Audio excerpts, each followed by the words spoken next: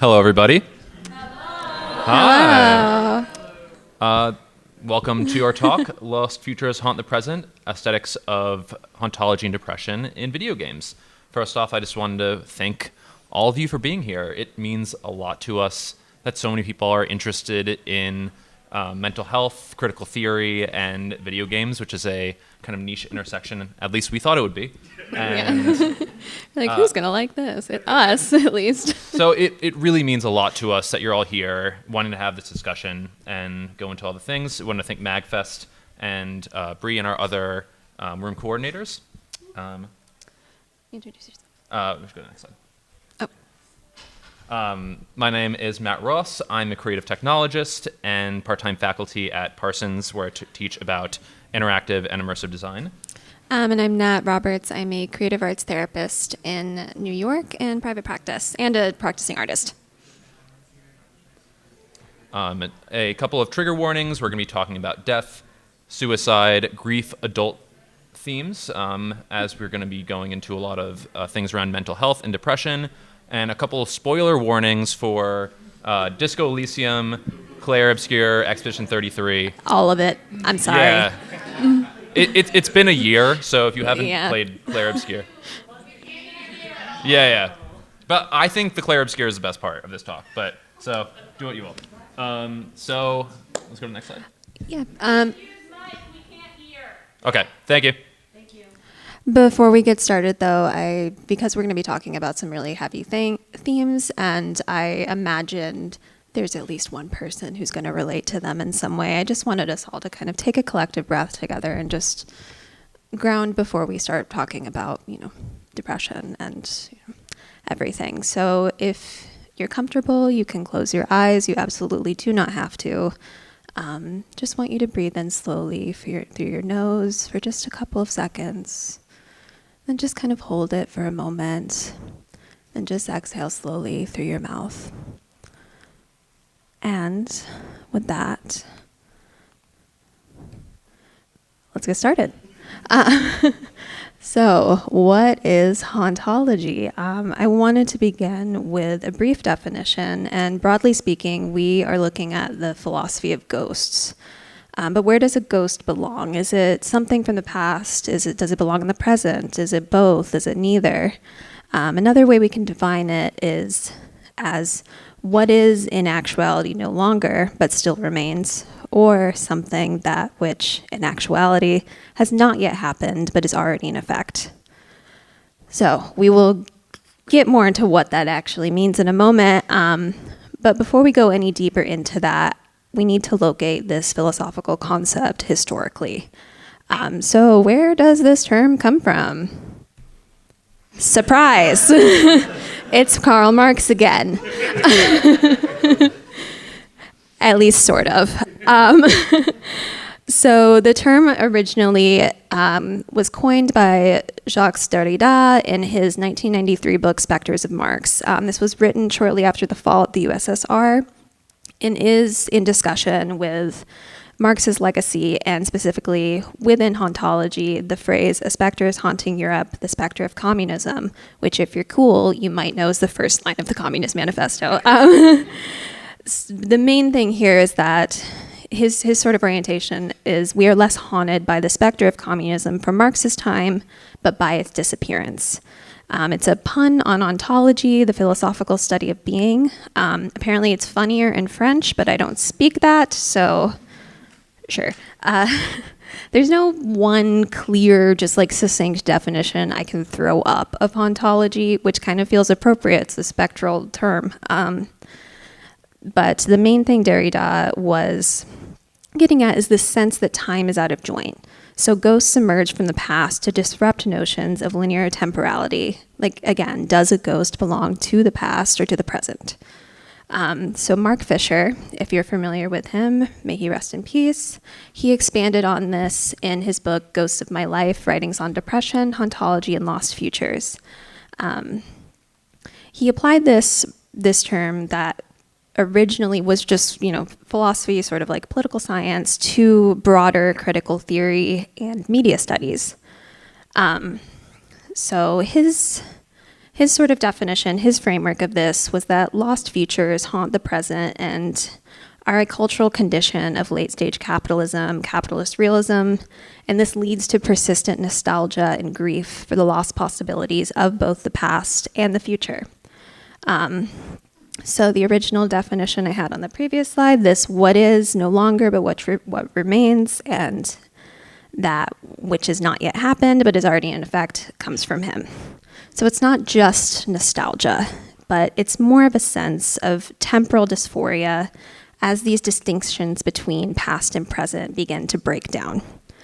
And as we go further into this, just thinking about the origin of these ideas, I feel like it's really important to note that hauntology and mental health are both inherently political. Hauntology all of that reasons. But like particularly this relationship between capital and political imagination, as well as systemic injustice and exclusion, because ghosts themselves are traditionally viewed as manifestations of some form of injustice. And with mental health, the way we treat mental health challenges under our current system is largely individualized.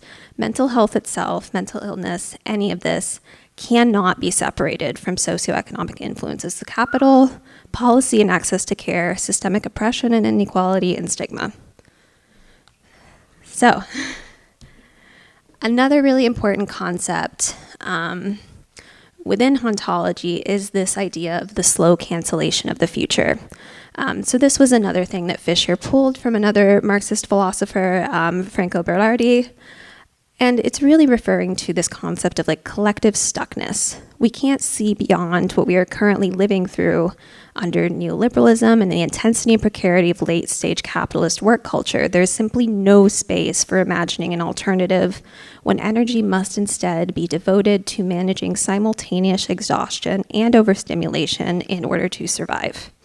So there's an increasing sense that culture has lost the ability to grasp and articulate the present, or it could be, in one very important sense, there is no present to grasp and articulate anymore. And we see this through the sheer persistence of recognizable forms. There's no clear differentiation between time periods in terms of cultural output, sort of like post-90s. So expectations for change begin to deflate. There's this sense that it'll always be like this. And the present moment is marked by its extraordinary accommodation to the past. We'll get a bit more into this later, but we see this with just everything being nostalgia, remake culture, and the fact that a lot of media we see is based on existing IP. Cool.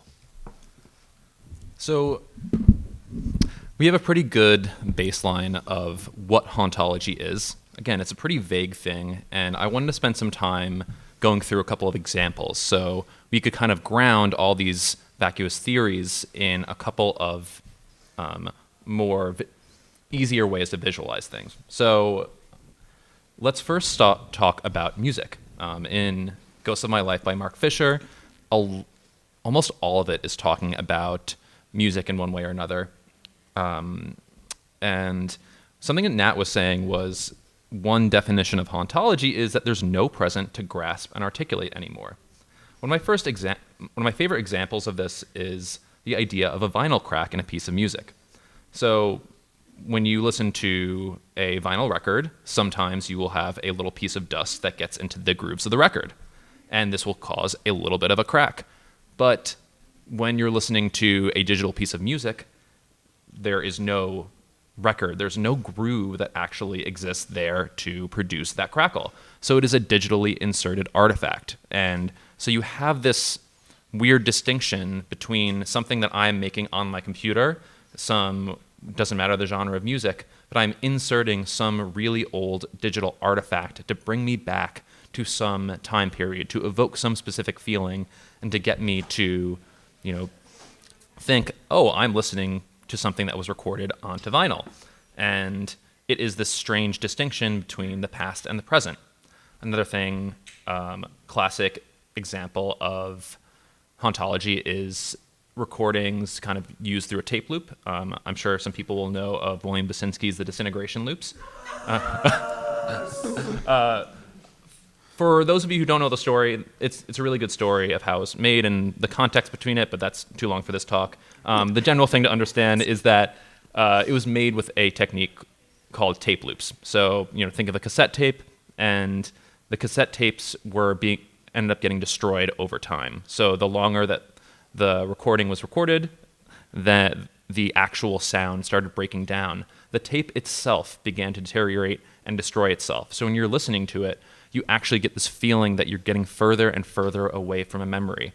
They use this composition technique that deteriorates and destroys a physical tape loop. Great tune. So let's talk about what the future sounds like. So in Ghost of My Life, Mark Fisher talks a lot about jungle.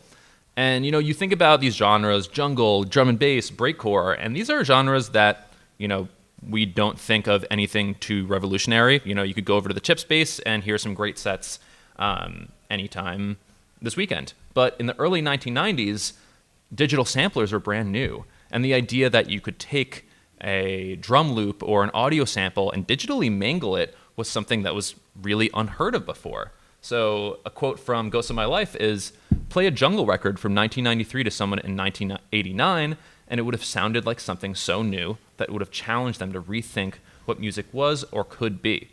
And this is a very interesting visualization because you look at that compared to a lot of popular music now, which is really rooted in disco revival, or there's a lot of really great pop artists out there right now. A pop artist I love is Dua Lipa, but she sounds like, could be straight from the 70s. And I think when we continue to bring up references throughout this talk, when I say something is like a revival or a remake or something, it's not necessarily a judgment call, because again, we're very much in favor of letting people enjoying things. Mm-hmm. It's more so understanding like the context of, I think, the persistence of it. Yes, exactly. Another really interesting example is Sophie, who unfortunately tragically passed away, but leaves a really incredible legacy within electronic music and pop music. Sophie's sounds was rooted in digital artifacts, frequently saying that they used a computer as an instrument. Her music was full of harsh, industrial beats and weird, mangled sounds. And at the time of her album's release, this really felt like something that was so new and different, and what the future would sound like because of how industrial her pop music was. And it has really left a lasting impression in current pop music of today. Some other interesting examples are, you have stuff like Fallout and BioShock, which fall into this category of a retro-futuristic aesthetic. Both of these games have visual aesthetics that harken back to a specific era, whether it be the 1920s for BioShock or the 1950s for Fallout, but live in a sort of contradiction with the modern technologies that in one way or another have led to the dystopian environment that they exist in. As Nat quoted, quoting Derrida, time is out of joint. The way we perceive time moving forward in our culture has not really happened in these games. The aesthetics of Fallout and BioShock are that of our past, but they're technologically superior to ours. So they're still haunted by a past we would have expected them to move past. Another interesting contradiction is the category of rubber hose revival, which games would encompass Cuphead, or a newer game, which I think is releasing this year, called Mouse P.I. for Hire, which is because the what's the word for patent? Public domain. Mickey Mouse is going into the public domain, so you should see some wonderful new Mickey Mouse games coming out. And so this is a first-person shooter where you play in, a Steamboat Willie type environment. And it is an interesting, contradiction, where it's like you're using these aesthetics that we associate with the past that are super old to us, but, people are making them in game engines that can be played at 120 FPS and use the Ubisoft skill tree. And so, it's like we are combining these really, really disparate elements, and it creates this, Time is out of joint. Time is out of joint. What's the word when it's like Anyway, Amalgamation. amalgamation. It's an interesting thing to play these games because of that contradiction. Yeah, and some of them are really cool. Again, this is not a dig on any of this. It's interesting how many of them there are. Okay. So shout out to people who went to Good Hunter Bill's session. I think it was yesterday on Bloodborne Femininity. Again, we could probably spend 2 hours talking about Bloodborne. Mm-hmm. I just wanted to go into a very quick subject matter at Bloodborne, where we see a lot of comparisons with the world of Yharnam with our world. Just in our world, we are exploiting Earth's natural resources in the name of progress. In Bloodborne, we use the blood of the Great Ones in order to heal ourselves at the cost of becoming beasts. In both worlds, we are trapped in a disastrous world of our own making, and we are haunted by the ghosts of progress. As mentioned in the session yesterday during the Q&A, the true monsters are the humans who exploit the Great Ones. The Great Ones themselves really have no interest in humans, except if they are caused pain by us, and, the Earth itself would be very happy if we could just leave it alone. Yeah. And finally, I wanted to talk about remake culture really quickly. We are getting to the point where maybe nothing is sacred. And again, we're going to keep reiterating that. I never played Resident Evil 4 growing up, and I played the remake last year, and I loved it. It was an incredible first experience. But you can't help wondering if we're starting to lose something by endlessly retreading the same landscape. And, GTA 5 has been out for 11 years, especially with the age of AI, where all generative outputs of an LLM is training data on existing IP or existing games. We start to wonder, what are things going to look like in the future? Is there, at a certain point, are corporations going to ever see any need to make anything new? Is it just going to be the lovely people in the indie showcase downstairs that are pushing this medium forward? Because, is there even a profit motive to create new things? One of my favorite jokes in sci-fi movies is from the movie Demolition Man, where basically there's no restaurants except for Taco Bell anymore because they have won the quote-unquote fast food wars. They don't go into details of what that is, but that makes it that much better. Hauntology and nostalgia are not mutually exclusive objects. They are concepts that are very much connected to each other. Nostalgia being a sentimental longing for the past, while hauntology is a philosophical construct examining how our present is haunted by the ghosts of the past. I think an interesting part of this is that nostalgia, the word itself, was originally coined by a Swiss doctor, a grad student. They saw all these Swiss mercenaries and students who were living abroad, and they were suffering from homesickness. They were so sick that they were unable to function. And there is this interesting comparison of the origin of this term and maybe a nostalgia sickness that us as a culture are infected with, this longing for the past that kind of truly prevents us from moving forward. And to work this back into myself, I find myself thinking about what sort of nostalgia sickness I have. And I think about my relationship with playing video games as a kid, because nothing really hits the same way. I mean, this is like a very classic thing that people say, I'm so busy as an adult, like I don't have time to play things anymore, or I finally sit down and it doesn't hit the same. And there is a certain escapism that I really miss because I just knew less. And there is really something to that, though. The true hauntological lens of that is, are we trying to experiencing something new?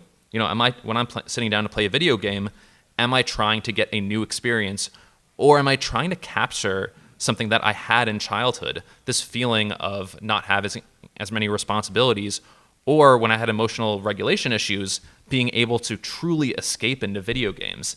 And, I've had some really, really great experiences in the past couple of years. I only got into Souls-likes recently. I only started playing visual novels recently. Shout out to players of House at Fata Morgana. You know who you are. And these have been some of my genuinely favorite experiences with video games.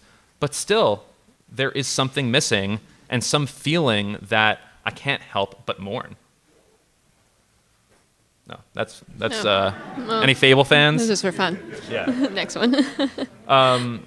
Finally, we just want to go into ghosts a little bit. Nat tapped on this, and we can use this very broad stroke definition of ghosts as a spirit or force that has come to disturb a physical place, which typically has some sort of trauma forcing them to stay, a vengeful spirit or shade which is not able to rest.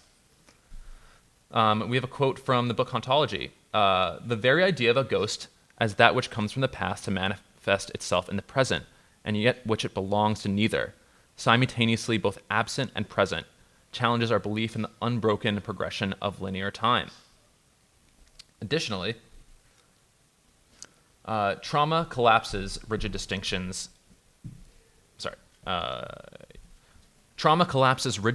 between past, present, and future.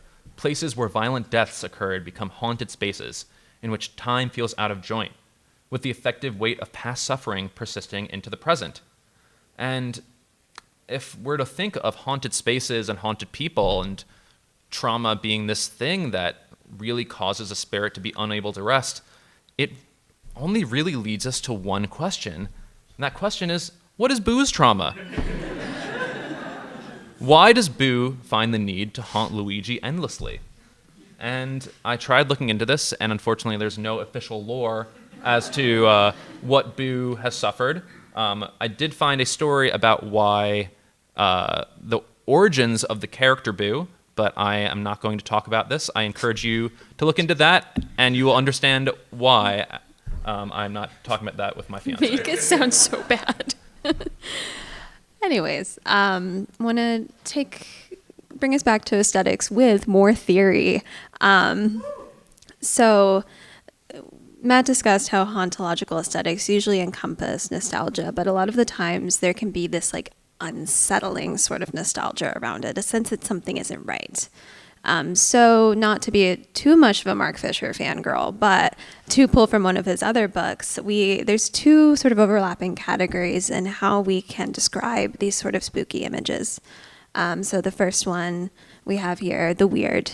The weird is an intrusion. It is the sensation of wrongness. A weird entity or object is so strange that it makes us feel that it should not exist, or at least it should not exist here. Yet if that entity or object is here, then the categories which we have up until now used to make sense of the world cannot be valid.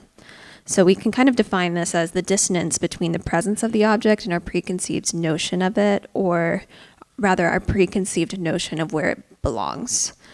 So it's something that doesn't fit existing schemas, but maybe belongs somewhere else. I don't know. Weird kind of leads to this like ontological shock, fascination, sort of disorientation. Like it kind of draws you in a little bit. So some examples are like Vicar Amelia.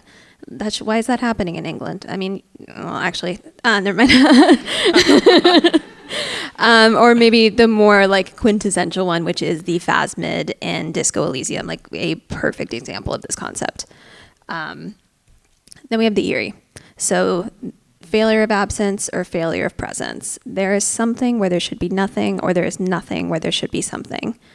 Liminal spaces. To kind of bring it into psych theory, we could see this in like anhedonia, whenever there is kind of the inability to feel, with disassociation as well. So the eerie elicits these feelings of kind of unease, disquiet, this existential questioning. And examples, just Death Stranding, just, yeah. And then the pale in Disco Elysium. To like really just put it into one sentence, the weird adds, the eerie subtracts something essential. A game that I think is a good reference for both of these sort of aesthetic ideas as well as hauntology is Night in the Woods. I love this quote. It is a game about ruins, hauntings, horror, and the making of meaning therein. Very, very brief synopsis, just sort of a 20-year-old college student or drops out of college, is struggling with her mental health, returns to her economically declining hometown, and is dealing with all these feelings of alienation, aimlessness, existential uncertainty, as well as the mental health challenges that brought her there in the first place. The The entire atmosphere of this game is sort of riddled with these signs of decay. The locals know the town is dying, but they hold on anyways. There is nothing where there should be something, where there was something. And spatiality is used to create this increasingly oppressive and eerie atmosphere over the course of the narrative. A quote I really like that I read in an article discussing this game is Night in the Woods emphasizes a painful kind of nostalgia that subverts this notion and directs it inward. Namely, the nostalgia by which we wonder, upon returning to a place, whether we should have. The weird becomes us. Okay, so some definitions. I hope you're able to keep up, because now we're going to talk about depression. So quickly, let's define depression. I think it's important to note that within this presentation, I am going to be speaking about depression not just as the diagnostic criteria for major depressive disorder, but rather kind of an experience, a state of being, as this, like depressive symptoms, exist within multiple diagnoses. And I really think it's important to note that from a non-pathological standpoint, depression is a natural response to certain conditions: grief, loss, exploitation, systemic oppression. You should feel sad about that. It is okay. It sucks, but it's okay.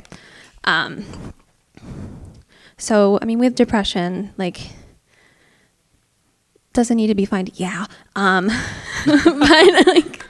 But it's not going to be anything unfamiliar. We're really looking at just like persistent feelings of sadness, emptiness, hopelessness, maybe some irritability, some loss of interest, just difficulty conceptualizing the future, feelings of worthlessness, fatigue, and it can go on for quite a while, but I want to talk about depression and time, because as I just said, with this kind of idea that when we are depressed, like, it's difficult to imagine that it will ever get better. And in the sort of way that our brains and our bodies like experience depression, there are very real things happening with these inaccurate like time interval estimations. People go to sleep later, like your body kind of changes a little bit. The passage of time feels slower, and that is happening in the brain. Interoceptive processing, which is like how we know what is happening in our body. It's like how we can tell if we're hungry or not. Gets affected by depression, and it can lead to the world appearing to slow up while one slows down. Time becomes an embodied experience. To go just to the origins of the, at least Western psychology field for a moment, psychoanalysis is, in essence, the study of ghosts. When using psychoanalytic theory within treatment, we are exploring objects, relationships, experiences from the past in order to understand present behavior, cognitive patterns, emotional experiences. Psychoanalysis intentionally stirs up the demons and refuses to stay silent about trauma and pain. It's like the idea that like these experiences we've had, like they are still with us in the present. They have changed how we interact with the present even. Which brings us to depression and trauma. So depression connected to trauma can manifest in being haunted by the event or events that occurred. In my work, the number one term I most commonly hear when discussing symptoms related to trauma and trauma itself is, I feel haunted by it. And one thing that I also notice is that this haunting is not only comprised of what happened, but also the potential of it never having happened at all. That future is lost, the future without trauma. And within PTSD and CPTSD, this haunting can be more literal. It takes place as flashbacks and nightmares. The past is becoming the present. And yeah, we also see this with like persistent thinking about decisions that were made and sometimes decisions that are yet to be made. Before we continue deeper into more examples, I want to take a quick moment to discuss depictions of mental health and mental illness in gaming. Research has largely divided these into three categories. First, we have decorative representation. It's not essential to the character, story, environment. It's just kind of thrown in there a little comically sometimes. It's not good. I don't like it. And then we have defining representation. It is essential to the story, but doesn't like deep dive into it. So it's like you have a game that takes place in like a psychiatric setting. It's like there's like a doctor. I'm making stuff up right now with that, but and then we have dimensional. It's examining mental health from several perspectives. So we have games like Grease, Celeste, Night in the Woods. I do think there's a lot of room within these two last categories. Because a game doesn't have to be called Depression Quest to talk about depression. And that's kind of what the research has been limited on. Like, it needs to be very explicit. But that's not how we work. We're humans. So, back to some games. Yeah. Now that we've defined some of our key terms within mental health, we want to spend some time looking at a couple examples that intersect these ideas about narrative, trauma, and hauntology. The first game I want to talk about is The Legend of Zelda, a game with an infinite cycle of good and evil, of death and rebirth, and so on. I want to start with a quote of one of Mark Fisher's definitions of hauntology. Oh, that's not there. Sorry, go back. That's there. Okay. Let's start here. One of Mark Fisher's definitions of hauntology. That which no longer, but which remains effective as a virtuality, the traumatic compulsion to repeat, a fatal pattern. And The Legend of Zelda is a perfect example of the traumatic compulsion to repeat, in that you're forced to forever battle the spirit of evil in its many implementations. The Legend of Zelda Skyward Sword is chronologically the first in the series of it, and the primary antagonist, Demise, essentially sums up the entire Zelda series. My hate never perishes. It is born anew in a cycle with no end. I will rise again, those like you, those who share the blood of the goddess and the spirit of the hero. They are eternally bound to this curse. An incantation of my hatred shall ever follow your kind, dooming them to wander a blood-soaked sea of darkness for all time. I think it's very interesting that this takes place in, chronologically, the first Legend of Zelda games. If any Legend of Zelda historians out there want to correct me, please talk to me after. But I find it very interesting that you have this multi-thousand-year timeline of Legend of Zelda, and we are continually in this battle of good and evil, despite all the things that Link and Zelda are doing to try and lock things away, to battle it. It keeps coming back, and evil continues to return. I think Majora's Mask is probably the most, not interesting game, but it has the most lore for us to really dive into, because personally, I think it's the darkest entry in the Legend of Zelda series. After it begins after the victory in Ocarina of Time, and you'd think our dear Link would be given a respite. He just defeated the big evil, but he's not. In the first act, he is transformed into a Deco Scrub by our antagonist and forced to reckon with the impending doom of the world ending. The game takes place over a loop of 72 hours, and at the end of it, the moon comes crashing down upon the clock town, erasing existence and sending you back to the beginning of the loop. The actions of their present are directly driven by this impending doom of the future of the moon, and it's canceling anyone's ability to have a future.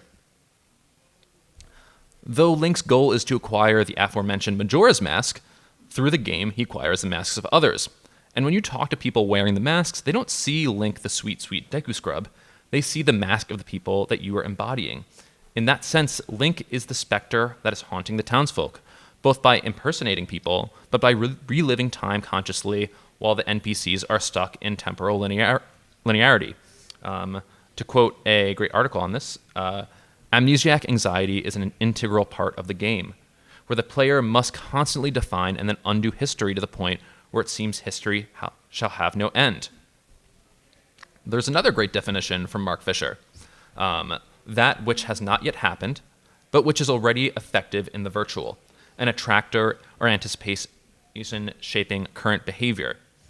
And I think this quote is really, really good for this idea of impending doom, like Nat was talking about with this sort of hyper-normalization Night in the Woods, or our kind of climate grief in Bloodborne, we are kind of going through the motions. We see this idea of some dread or some object in the future, and there's not really a lot that we can do to it. And, within the larger, hauntological analysis of Legend of Zelda, this is a crisis that Link will make it out of, but there will always be an additional crisis. In Majora's Mask, we have to reckon with this feeling of impending doom, and because of the time loop, we are already in the state of defeat. In actual gameplay, what Link does if he runs out of time in that 72 hours, he's basically like, oh boy, all right, I'm going to play a song, go back to the beginning. He's a ghost which cannot rest. And whatever the player does, this is a great quote from the Hauntology of Legend of Zelda. Whatever the player does in Majora's Mask, the masks serve as a constant reminder of the past. There is no escape from the ghosts of history. Combine this type of haunting with the constant reminder of impending doom, and thus the player is left with a game being haunted literally by time itself. Such could potentially be psychologically damaging to Link himself, who may often be wondering, have I been here before? Why am I not being recognized? What is the nature of time? And so forth. Time is beyond your control, even when you know it will happen or it has already happened, and thus an unprecedented sense of dread will set in. This haunting makes us reflect, is there any way for Link to escape their fate? Will there be a final game, or will Nintendo keep bringing back the evil forever? Is there a better future that can come to pass? But the one thing to keep us optimistic is, in the Legend of Zelda series, as sure as evil will return, the spirits of good and the forces of justice will return just as well. But to move from a fantasy world, which is very unlike ours, we want to move to a world where there are some similarities. Let's go to a lovely place called Revachol. I can only imagine how many MAGFest panels have been spent on Disco Elysium. So we want to talk a little bit about a specific, interpersonal gameplay loop within Disco Elysium. I'll just skip this. So for the purpose of this talk, I want to talk about this gameplay loop, which is just you talking to people and learning more about yourself. Should be pretty easy. The problem is that you begin the story as an unnamed, drunk, and self-pitying man laying on the floor in his own filth. From this point, you really wonder, it's got to get better from here. I'm probably a pretty good guy. But If you turn the computer off, it does. Yeah. There is a argument there that, you have started the game without your memories in a state of amnesia, and there is a gift to that. As you begin to piece together who you are and what happened, you kind of question, am I the protagonist? Or am I someone who things are simply happening to? As you begin to clean yourself up and make your way through the story, the emotion you most face is cringe. And I think this is a really interesting mechanic. The definition of cringe, as taken a bunch of different cultural frameworks, but the most basic definition is to recoil or face away from damage, whether that be physical or emotional. In Disco Elysium, you are coming face to face with physical psychic damage, receiving damage when you see the horrors of your mistakes. The entire game is you interviewing people, talking to them, and finding out, I am not a good person, I'm an embarrassment, I have not been able to stop humiliating myself. And I just found that gameplay loop so interesting as someone who suffers with, deals with social anxiety. Is like, there are so many times where I wonder, I'm like, let me just stop looking into it. Let me if I don't think about it, it's not there. And this game forces you to deal with those memories, to deal with things that you do not want to, embrace. Like I said, there is a game state called morale death, where just like you have a health bar, you have a morale bar, and when your morale goes to zero, whether that be from you embarrassing yourself or getting insulted, at a certain point, you begin to black out, reckon with your lizard brain, and fade into oblivion, unable to handle the mental damage that you have accrued. There are two moments in this game where you receive significant psychic damage that I want to go into, both having to deal with your ex-wife, Dora. And I'm going to kind of, for time's sake, I'm going to kind of skip past the first one, which is actually talking to her and talking to her on the phone after, years after you've broken up. What I really want to talk about is a scene where you find what's known as the police ledger. This police ledger has, something you're searching for about half the game, has a lot of good information about who you are and what you're trying to do in Disco Elysium. You find a hidden compartment in this ledger, and when you open it, the ledger transforms from something called the police ledger into the ledger of hate.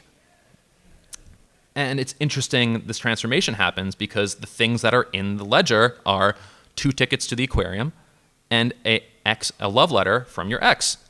And this love letter is actually very sweet. The things that are in this love letter are someone saying, I miss you. I love waking up to you. You mean a lot to me. And that is the entire contents of a letter that can cause you to suffer a morale death. You read it line by line, and as you're reading it line by line, your psyche is interrupting you and telling you to stop. It's begging you to stop because it does not want to face the pain of reliving your past mistakes and your actions. And to me, this is one of the most powerful points in the game because you're doing something so simple and reading something so sweet, but it is a haunted object. It's something that is punishing you years on and going from amnesia to realizing that you've messed things up so dramatically that you can't move forward is a lot of psychic damage. Eventually, you fade to black and the game screen goes up. You see the title. You think that you have died. But there is actually a glimmer of hope in Disco Elysium. Even though the main menu comes up, you're actually retrieved from an endgame state. Your mind says, hey, I'm feeling something. I'm feeling some nice water go down my throat. And that is of your lovely partner, Kim Kutsuragi, waking you up and nursing you back to health. There are people, your loved ones, no matter what you've done, who will be there for you. And I found a lot of hope in that. And I really found a lot of hope in this quote in Disco Elysium. You're able to, when you find a thought called the date of birth generator. You were born in the year 07, in the last year of the commune of Revachol, right before it fell, in the old military hospital on the ground floor where people usually came to die during a snowstorm. The revolution had about 1 year left to go, and the fires were still burning bright. There were explosions in the blizzard. This was 44 years ago, and you are 44 years old. The bloating might never leave your face, but beneath it, you still have some years left. You still have some hope. And, you're going to skip past this for time. Sorry, England. Sorry. Next year we'll do the Bloodborne talk. They're scary. Yeah, Okay. Anyways. Because I want to talk about Claire Obscure. One of my top hyperfixations this year. I'm not going to do a synopsis because we'd be here till tomorrow. Y'all are familiar with it, and also, I'm sorry, I'm spoiling the entire game. You can leave if you want. I would think I would argue this is like the hauntological game alongside Disco Elysium. A lot to say about mental health. Even though it doesn't explicitly name it, because again, does not have to be called Depression Quest, Grief Quest to be about grief and depression. People are actually leaving. Oh, I didn't. No, come back. Oh boy, I respect it, but I am sad.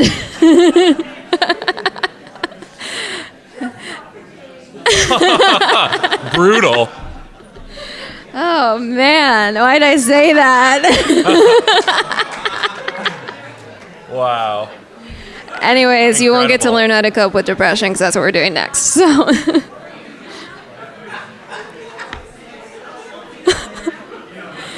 okay, I'm gonna All keep right. going now. Can I get, So- for those who come after from the... Thank you. Wow. Anyways, to come back.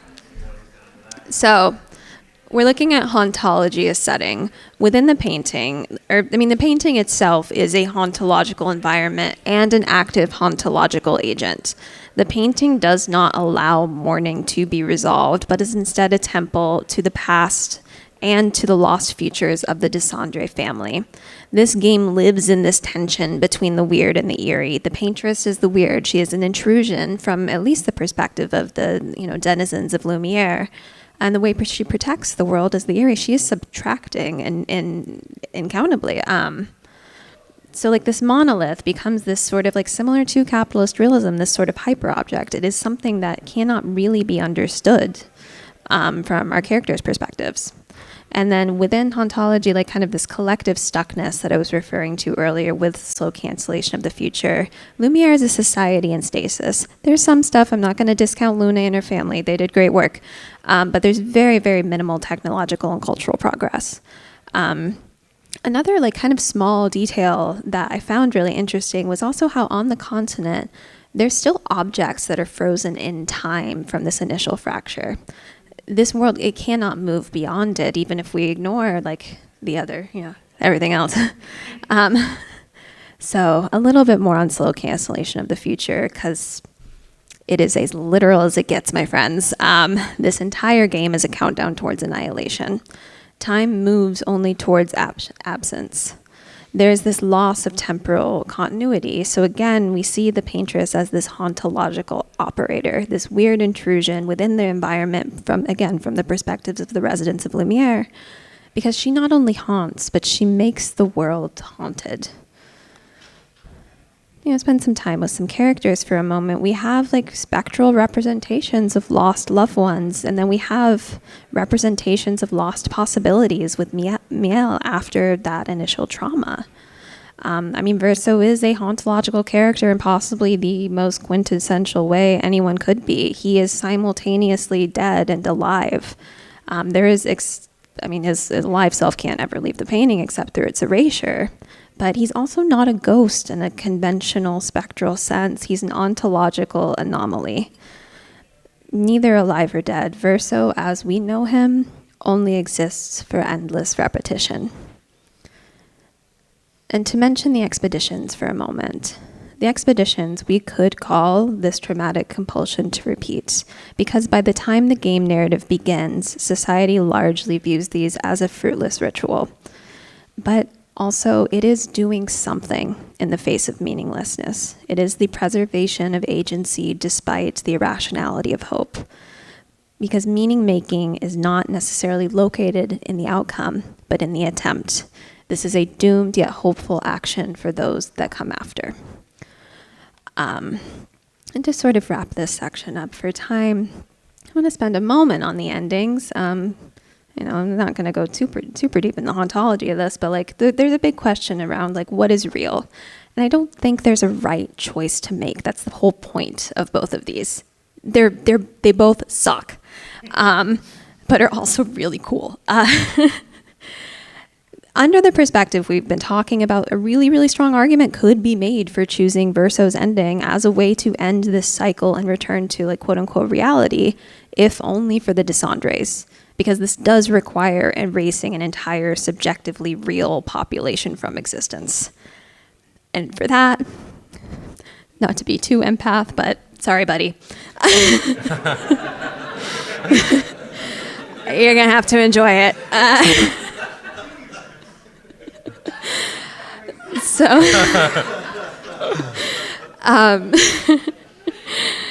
Now, to really start to tie everything together, how do we make peace with these ghosts? So Mark Fisher, again, he discusses melancholia in relation to hauntology as this sort of neurophilosophical disposition, a persistent cynicism about the future masked as realism. He has this wonderful quote, I think, that is like, the left melancholic is a depressive who believes he is realistic, someone who no longer has any expectation that his desire for radical transformation could be achieved, but who doesn't recognize that he's given up. To put this in other words, things are really bad and we can't win and it's going to keep getting worse, so what's the point in trying? I'm going to go yell at people on Twitter now. But alternatively, and the thing that I really want to emphasize in this talk is that melancholia consists not in giving up on desire, but in refusing to yield. It consists, that is to say, in a refusal to adjust to what current conditions call reality, even if the cost of refusal is that you feel like an outcast in your own time.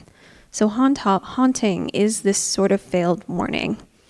It is about refusing to give up the ghost. And sometimes this can amount to the same thing, the refusal of the ghost to give up on us. Sadness and holding on to past desires for such futures is political and is imperative as it sustains hope for something else. It is this ability to say what if through acknowledging the despair of the lost, despite the present reality's attempt to close off possibilities. So, what do we do? What do we do with this ghost? We're making peace with it, but what does that look like? Well, as people say in the Dark Souls community, all you gotta do is get good. But I think, as you might have noticed through this talk, we are not the most indulgent in stoicism as some other people. And again, there is not necessarily anything wrong with that.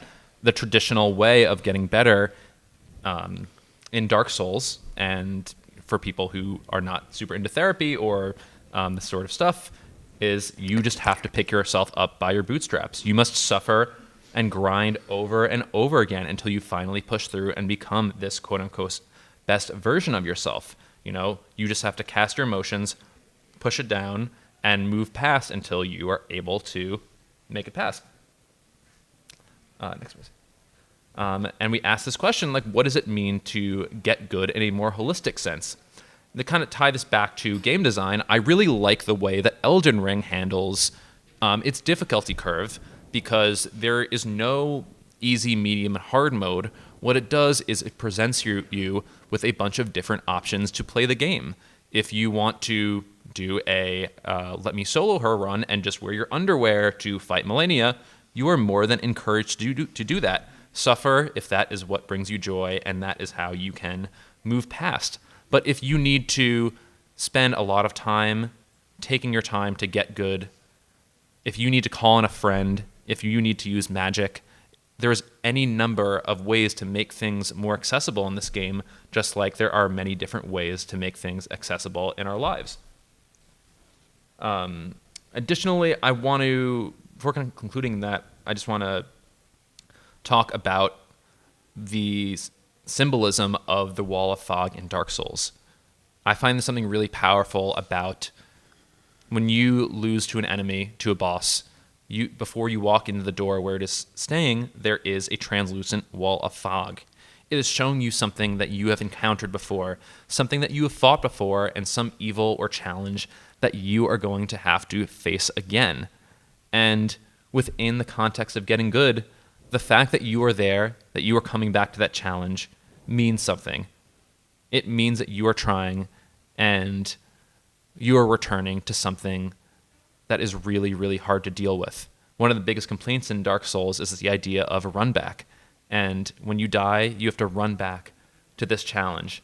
And the fact that you ran back and you're facing what haunts you means a lot. Oh no, this is good. No, this is me. Yeah. So to kind of bring this into clinical, to cope with depression usually means just start small and do things that, while still difficult, are accessible. It does not have to be perfect. It has to be something. Like I say, exercise and movement are helpful, and it's true. I'm sorry. But on a bad day, that might just be a little bit of stretching. It might just be walking, even around your house. Meditation and mindfulness are helpful, but it's not for everyone too. And sometimes that's just paying attention to your breathing for a minute.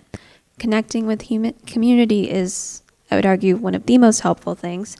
And talking about what you're going on and what you're feeling. But when words fail, sometimes just having a friend sit with you is more than enough. And there is no shame in turning on real life accessibility settings and working with a psychiatrist to find an antidepressant that works for you. I'm going to skip the next slide because we're out of time. So overall, my perspective on this as a clinician concerns the idea that to quote unquote resolve pathological instances of depression, we aren't necessarily giving up the ghost. We are making peace with it.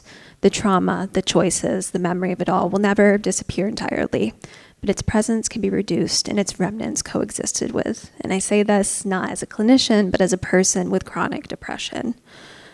The hauntological approach asks that we sit with the strangeness and uncertainty of ghosts rather than exorcise them. And in treatment, I utilize a person-centered existentialist approach that involves staying with the sadness to hear it out before finding ways to move forward and create meaning. I discuss emotions as messengers using internal family systems a lot, if you're familiar with that. An example is like anger's existence at its core is to make us aware of injustice and harm caused to us and others. And that's not to say that those with persistent depression aren't listening to the messages sadness brings. However, I think the most important thing to note here is that within a therapeutic environment, we can explore these messages and often find a very deep thread of hope and love for oneself that otherwise gets overshadowed by the experiential aspect of depression. We can find a ghost inside refusing to give up on us. So, you don't have to love your depression, but you do have to work with it. I think, to go back to Claire Obscure for a moment, I think about the scene with Ciel with the masks, and she says, "This mask can't hurt me because it is me." So to do the hard thing and stay with your feelings, to get good, is the only path forward. And I want to end today on just a quote that I find so beautiful. Maybe we'll have to have Matt read because I tear up a lot. But maybe the universe is just one big haunting divided into ghosts. But if so, what we make of haunting becomes what we make of the ghosts that comprise it, the patterns we find in them. Life becomes a matter of mattering, of what lines we draw to connect these parts. And here's our abridged bibliography. Thank you.